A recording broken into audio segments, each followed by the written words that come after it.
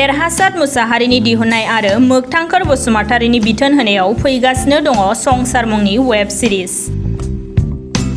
क'क्राझार सहरनि गोदान सावथुन दिहुनगिरि रबीन्द्रनाथ मुसाहारि सुंद'यै R&M फिल्म प्रडाक्शननि दिहुननायाव समाजारि थासारिनि सायाव बिथा खालामनानै दिहुननाय वेब सिरिज संसारा नोंथांमोननि गेजेराव फैगासिनो दङ। क'क्राझार सहरनि साखाथि गोजाम थिथागुरि गामिनि थागिबि देरहासार मुसाहारिनि दिहुननो लानाय संसार वेब सिरिज सावथुननि सावगारि सेबखांजेननाय महरतखौ बेखेवना होयो आलायारन सावथुननि गागि फावगिरि रबीन्द्रनाथ मुसाहारिया। मख'नो गोनांदि R&M फिल्म प्रडाक्शननि बेनाराव दिहुननो लानाय संसार सिरियाल सावथुनाव गाहाय फाव खालामगोन फारियै जयन्त नार्जारि, रिम्फी ब्रह्म आरो गुबुन गुबुन गागि फावगिरिफोरा। खौरांगिरिनि सिगाङाव डाइरेक्टर मोगथांखोर बसुमतारि आरो देरहासार मुसाहारिया संसार सावथुनखौ रायजो राजाफोरनि थाखाय दिहुनलांगोन होननानै रोखा बुंथियो।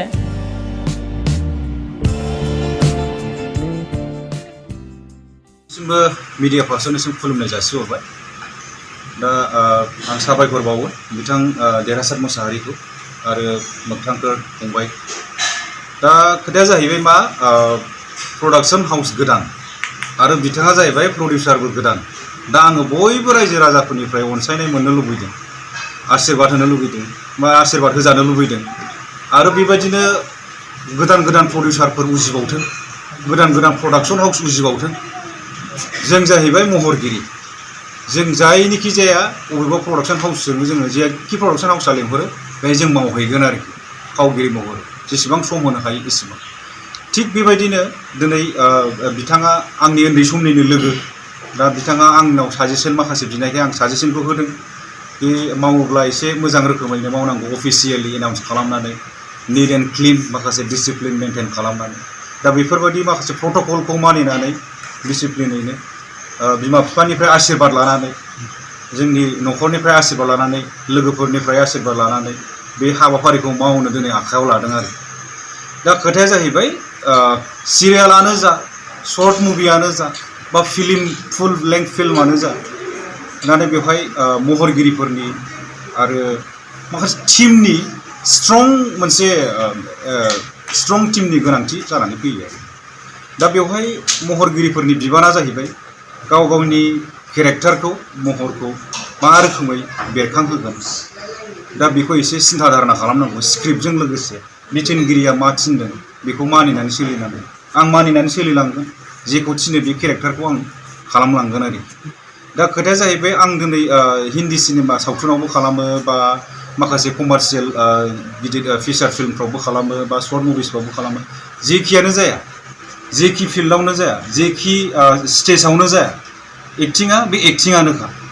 बेबायदि आरोखि। दा दिनै बिथोनगिरिया आंखौ दिनै मा बिथोन होगोन, आंनि केरेक्टाराव मा रोखोमै गाब फुननांगौ, मा रोखोमै जारनि लांनांगौ आंनि केरेक्टारखौ, माब्लाबा गाबनाय, माब्लाबा मिनिनाय, माब्लाबा जंखाय जानाय, संसार जानायनि गोदै गोबाब, बेफोरबायदि माखासे नुथाय फावफोरखौ बे संसार सिरियालनि गेजेरजों नुलांगोन होननानै आं बुंथिना होबाय आरोखि नोंथांमोननि सिगाङाव। गिबियावनो बुंगोन आङो गावजों गाव जोङो थुलुंगा होलायनाय बे जिनिसा एसे खम जाबोदों आरो बिनिफ्राय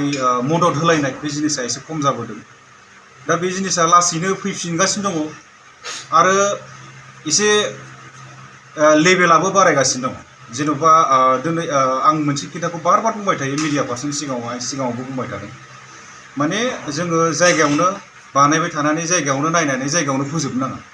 बे लेभेलखौ बारायनांगौ, जोङो माखासे फेस्टिभेल लेभेलाव हरनांगौ होननानै बुंबाय थायो। शर्ट मुभियानो जा बा सिरियालानो जा, नैबे सिरियाला जुदि क्वालिटि गोनांब्ला जों बे सिरियालखौबो जोङो नेसनेल टिभि चेनेलावबो जों हरनो हायो बा माखासे स्टेटनि जोंनि टिभि चेनेलावबो जोङो हंगारनो हायो। बा जोंहा दा गोदान मोनसे टिभि चेनेल दङ, जेरैखि बड'लेण्ड बुब्लि, बड'लेण्ड रादाब, बेबायदिनो गोदान गोदान जोंनि बर'नि गेजेराव टिभि चेनेल फैगासिनो दङ। दा बेफोरबायदिनि गेजेरजोंबो हंगारलांनायनि माखासे लामाखौ लानो हायो आरो।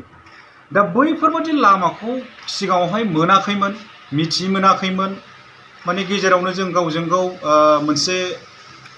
सल'खौ बा आखुथायखौ बा गोसोआव साननानै थानाय माखासे आइडियाखौ गावजों गाव खेबनानै एसे एनै नायलायनाय, बिदियावनो जोबनानै थुंगेनानै थायोमोन आरोखि। दा खिन्थु बे नंला खोथाया। दा माने जोंहा मार्केट होसोनांगौ जानानै फैबाय दा मार्केट होसोनांगौब्ला नोङो स्टेट लेभेलनि मार्केट बा नेशनेल लेभेलनि मार्केट बा इन्टारनेशनेल लेभेलनि मार्केटखौ जों हमनांगोन शर्ट मुभियानो जा बा सिरियालानो जा बा वेब सिरिजआनो जा बा फिचार फिल्मानो जा बेखौ जोङो मार्केट लेभेल हमनांगौ दा मार्केट लेभेल हमनांगौआ जोंहा दा ओरैबायदि इजिसिन जाबाय प्रसेसा जाहैबाय OTT प्लेटफर्म होननानै बुङो बे OTT प्लेटफर्मावहाय जोङो क्वालिटि एन्ड क्वान्टिटि गोनां माखासे रिजुलेसनावहाय जोङो मुभिसफोरखौ बा शर्ट मुभिसफोरखौ बानायोबा जों बै मार्केटाव जोङो आरामसे हैनो हायो आरो बै मार्केटनि माखासे मानसिफोराबो बे जोंनि क्वालिटि आरो क्वान्टिटिखौ नायनानै जोङो जोंनि माबाखौ बायगोनबो आरो दा थिग बेबायदिनो आङो खावलायनो लुबैयो माखासे प्रडिउसार आरो जाखांबोनाय माखासे महरगिरिफोरखौबो क्वालिटि गोनां केरेक्टार क्वालिटि गोनां डायलग बेबायदि स्टाइलखौ एक्सप्रेसनफोरखौ मोजाङै बुंनानै सोलोंनानै सिनेमायाव फाव खालामनानै माने इन्टारेस्टिं गोनां माने भेलु गोनां खालामोब्ला जों जिखि मार्केटावनो फानहैया नेशनेल इन्टारनेशनेलाव फानहैया मानो बिसोर एक्सट्रा अर्डिनारि मोनोबा क्वालिटि गोनां मोनोबा बायगोन आरो जोंनि मार्केटआ बेयाव दावगागोन होननानै आं सानो आरो बेबायदि खालामोब्ला सिगांनिफ्रायनो बेफोरबायदि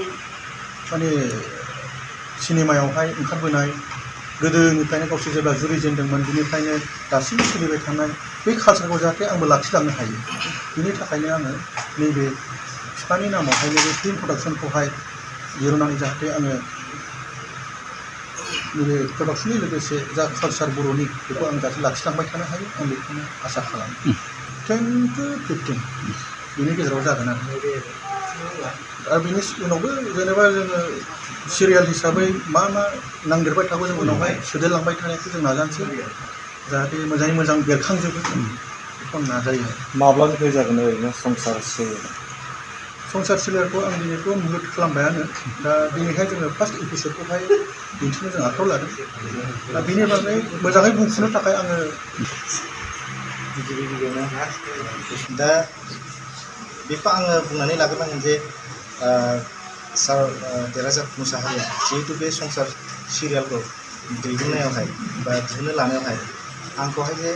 सासे डाइरेक्टर एबा बिथोनगिरि हिसाबै बिबान होदों बा सायख'नानै लानानै आंजों कन्टेक्ट खालामनानै बेबायदि खाबुखौ होदों बिथोन होनो थाखाय बेनि थाखाय आं गिबियावनो सार देरहासात मुसाहारिनिसिम जोबोद जोबोद साबायखर आरो गोजोननायखौ जासियो लोगोसेनो बिथांनि आंगो बिफा जिहेतु सार रबीन्द्र मुसाहारि बिथांनिसिमबो आंनि गोसो गोरबोजों जोबोद हामबाय जासियो लोगोसे आरो बे सार बिथांनि गासैबो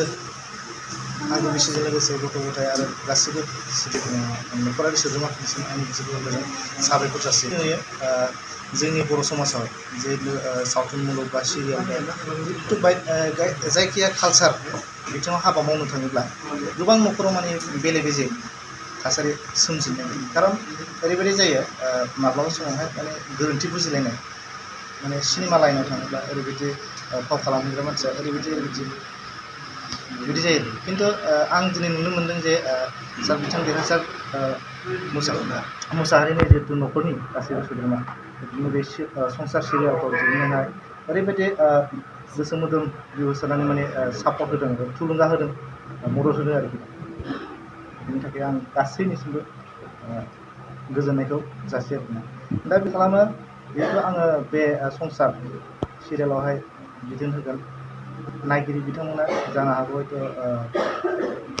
माबाफोर गोरोन्थि जायोब्ला आंखौ निमाहा केमेरा रल एक्सन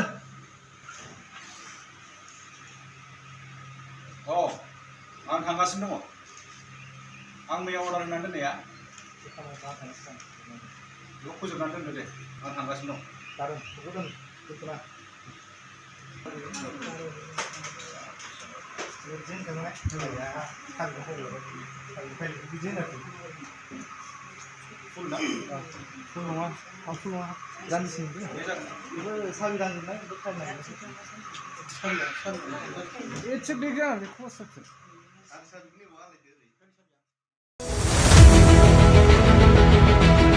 बायदि बिथिङाव रोंगौथि गोनां गोसो गुदुं सुबुंफोरनि थाखाय गोजोनथाव खौरां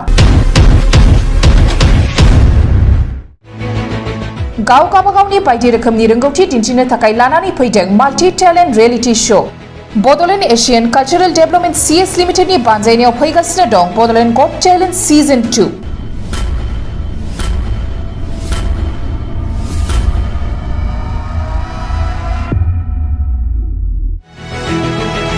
फैगौ 25 जुलाइनिफ्राय जागायनानै 21 आगस्तसिम रायजोनि दाब दाब जायगाफोराव खुंजागोन बड'लेण्ड गट टेलेन्ट सिजन 2 नि अडिशन 25 जुलाइआव धेमाजि आरो बिश्वनाथ 27 जुलाइआव गलाघाट आरो कार्बि आंलं 4 आगस्टआव तामुलपुर 6 आगस्टआव सनितपुर आरो उदालगुरि 12 आगस्टआव बाक्सा 19 आगस्टआव चिरां आरो 21 आगस्टआव क'क्राझाराव बड'लेण्ड गट टेलेन्ट सिजन 2 नि अडिशना खुंजागोन जायफोर बड'लेण्ड गट टेलेन्ट सिजन 2 आव बाहागो लानानै गाव गावनि बायदि रोखोमनि रोंगौथिखौ दिन्थिनो थाखाय बाहागो लानो गोसो बिथांमोनहा नैबे मबाइल नाम्बाराव फोनांजाब खालामनो हागोन मबाइल नाम्बार 8399890945 91011 आरो 95775 बादायनो थाखाय रेजिस्ट्रेशन खालामनाया सोलिगासिनो दं थाबैनो होखानाय मबाइल नाम्बाराव जगाजग खालामदो